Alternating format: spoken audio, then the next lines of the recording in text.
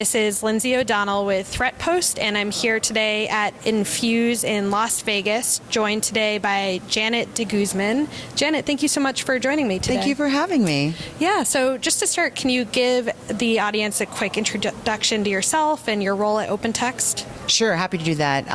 Janet de Guzman, I'm based out of Toronto.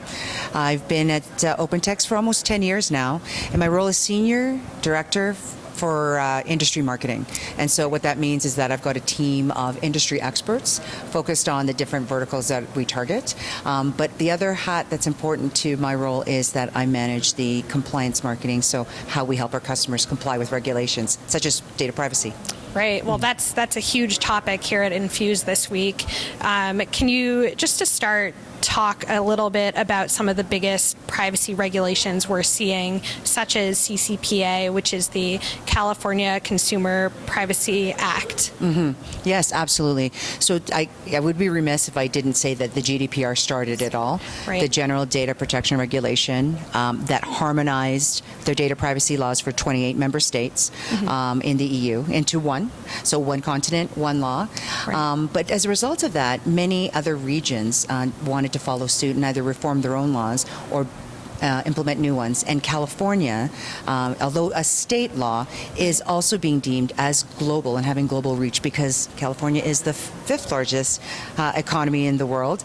And so if you're a multinational organization, then chances are you are doing business with Californians. Right. So it is being deemed as the most significant data privacy reform and regulation in the U.S. to date because it covers such a big scope of the population and the economy, and also because it is considered fairly stringent, or the most stringent in the absence of a national law in the U.S. Right. Yeah, no, that's really interesting. Just to take a step back, can you talk about what CCPA is and kind of what it means for companies and, on the flip side, for consumers? Yeah, sure thing. So the CCPA, as you stated, the California Consumer Privacy Act, seeks to protect consumers, individuals, residents of California, to protect their information from businesses and being used for purposes that they do not consent for. And so that is that's really key because it's a big difference with the GDPR in that in order to be subject to the CCPA, you must be a commercial business. You have to have at least $25 million in revenue or have more than 50% of your revenue come from selling personal information. So nonprofits are not subject. And as I said, who's protected are California residents. And that includes California residents who aren't even in California at the time. So if they're left temporarily, they're still protected.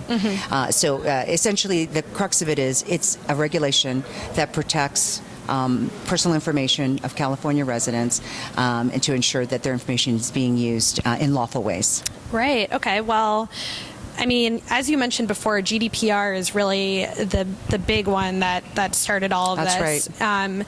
So what are kind of the similarities and or differences between GDPR and CCPA? I know, obviously, as you mentioned, scope or scale is kind of a big one, but any others? Yeah, that's right. So one of the things that is common is that you don't have to be an entity in that region to be subject to it. Right. So any business that sells or markets into California or Europe is subject to those regulations. Right. One of the big differences, though, is that the GDPR has a much broader scope in that it does apply to government and nonprofit as well, whereas the CCPA does not. Yeah, so that's actually a big difference. A big piece of reform that was introduced with the GDPR as well as the CCPA and other data privacy regulations that have since dropped is the increased rights that data subjects have now to access their personal information. So there are some differences, there are some commonalities within the two. So for example, in both regulations, consumers have the right to have their data erased or deleted upon request. Both need consent from a guardian or an adult or a parent for children under 13 years old. However, there are some differences in that very, very clearly the GDPR states that, it's the CCPA, makes clear that you cannot discriminate against a consumer if they choose to exercise those rights. You must treat all citizens the same, even if one is choosing to exercise their rights. There's no such stipulation in the GDPR for that.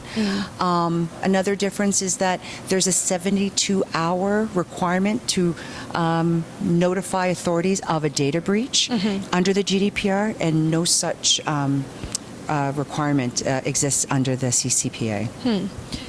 Interesting. Yeah, I feel like we've seen a couple of interesting proposals for laws around privacy and regulation. And like you mentioned, there have been data breach fines that have been proposed, and then also even executive jail time. So there's a lot of different options there for kind of how we can better protect privacy and what the penalties are for companies. Do you think that CCPA will have any sort of impact across the U.S. in terms of other proposals and other laws that might be developed in the future? It's already happening. Right. Yeah. So I've got a really good resource from the International Association of Privacy Professionals website that actually highlights what those developments are across the different states. So today, they're really good at updating this information, and it just changes all the time, weekly, really. Today, there are only 3 states that have bills passed. So California is one of them, Maine, and Nevada. Okay, so where we are today. Yeah. So there you go. Feeling a bit safer already.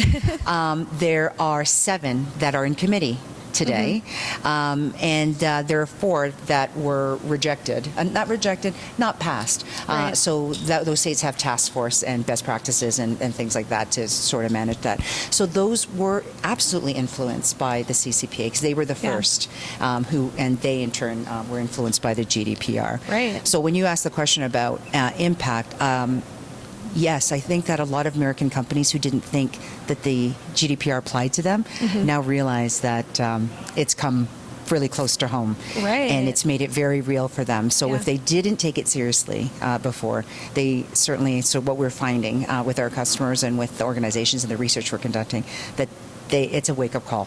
Right. Absolutely. Right. Well, that's good news for consumers, but also a segue into my next question, which is about compliancy. What can companies do to kind of get ready for CCPA and any other impending regulations in the future? Well, really, we're finding that there's been 2 waves of compliance. So the GDPR became enforceable 2 Mays ago. So that's a year and a half ago, May 2018. And so since then, many organizations did become compliant. So that was the first phase. But those organizations largely were compliant by the skin of their teeth. It wasn't pretty, if you know what I mean. Yeah. Right? So that first wave of compliance can be characterized as still manual processes, not having the technology in place yet, and maybe a lot of Excel spreadsheets, but nonetheless, they could tick that box to say, we made it. So organizations that choose to stay in that state, I would say, aren't doing themselves a service. Because the next phase, what we're calling, and analysts are also calling the second wave of compliance, is one that's built on pure information governance. And that's what needs to happen in order to truly build a privacy-first organization. And so that's where, when we make recommendations on the steps you need to take, they are largely around how do you build that information management backbone within your company so that you have full visibility to the data that you hold that's considered personal, the reasons why you're holding it, ensuring that you have legal basis to do so, whether it's because it's for a contract or for legal reasons or because you have consent of that individual. Right. But just to have that record of all the different ways you process personal information, where that personal information resides, and lots of metadata around it, such as who has access, how long you're keeping it, and so on. Right. Well, switching gears, you talked today about IoT security and IoT privacy, and I thought that was really interesting because, we're talking about all this IoT, or we're talking about privacy and privacy regulation. But when you look at some of the new technology applications and new devices that are out there, Amazon Alexa, Ring, it's really hard to kind of find the sweet spot in terms of where you can regulate and how data is being collected and how to, kind of better enforce data collection. So what are you seeing there in terms of privacy with IoT and some of the other newer tech? Yeah, no, that's a really good question. You're absolutely right. And it's not uncommon for disruptive technologies to get out in mainstream first before some of those challenges and risks start to identify themselves. Right. And that's why regulation often kind of trails behind. And that's what's happening, we're finding, with IoT and privacy. IoT is really presenting a lot of problems for privacy. Privacy advocates very concerned for a few reasons. One is that IoT devices, by design, are intended to be pervasive, but not and discreet, right? And so they're supposed to blend in the background. You're not supposed to really be paying attention to them, and it's collecting information in the background, sometimes without you knowing it. There's no active, easy way to provide consent. So two types of IoT devices that I talked about in that session. One is around commercial, so things like Alexa, Google Home. So by purchasing those devices, then I effectively am signing up for, providing my personal information. Right. But there are people that will come to my house or come to my door, in the case of an IoT doorbell, that didn't provide that consent. So there's that gray area now where somebody who's just walking down the street is now being captured by my doorbell camera, but hasn't provided that consent. So that's a bit of a slippery slope. Where it comes into the second type, which is Internet of life-saving things, is a term that's a subset of IoT. IoT devices used by law enforcement, first responders, for public safety. Then that gets even more complicated because do we need the public's consent to be able to collect this information that will ultimately result in the safety of society? And so for that reason, then there are other legal reasons why it's okay to collect that information, and you don't necessarily need the consent of the individual for that. Another big reason why it's really challenging for privacy is because the network is so massive. There's so much information out there being collected by IoT devices right now. It's suggested that by 2021, 80 zettabytes, so that's 10 to the power of 21, will be collected by IoT devices. It's really hard to get your head around that. I know. My colleague put it that 1 zettabyte means like a disk stacked on top of each other of information all the way to the moon and back. So even with that, it's still hard to get my head around that. But that's a lot of information, and most of it's personal information about people that can identify people. So how do you track where that information is gone, which devices it's being shared with, and other parties within, the government or otherwise? Yeah, I think, what sticks out to me with IoT is not just the data collection, as you're saying, and then the sheer amount of data, but the fact that there's so many different parties in an IoT solution or device. There's the owners, and then there's the manufacturer, and maybe the app developer. And correct. The supply chain is long. So it's kind of difficult to secure it across the supply chain there. And, in some cases, a lot of different parties are pointing fingers at each other when it comes to security incidents with IoT devices. So I think that makes regulation a little bit harder too. That's right. And because regulation isn't cut and dry yet, they're working on it, that it is up for interpretation and watchdogs, really, to stand up for consumers to say, this is not okay. So let's ask the tough questions, which is good.